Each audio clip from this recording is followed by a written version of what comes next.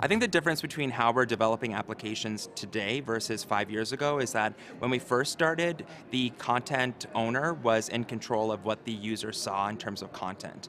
Now we're allowing the user to be able to choose their content. 5 years from now, we're going to not look to the user to choose the content, but use all the various data points that we're collecting automatically about that user to just surface up recommendations on their behalf. But it's still personalized, it's actually just much more hyper-personalized.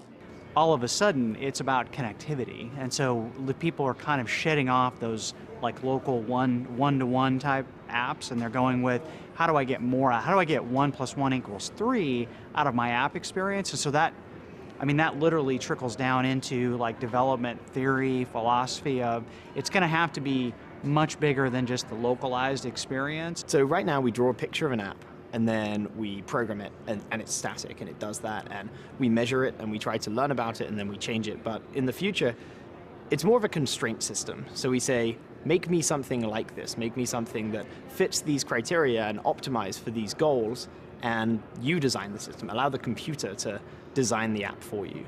The mobile product is actually the product. So the companies are formed around mobile instead of trying to migrate different things onto mobile so that you can just simply access it. The mobile apps have changed a lot over the last 5 years, primarily because you have access to a lot more sensors, you have access to location data, you have access to gyroscopes, accelerometers, so you can do a lot more creative things.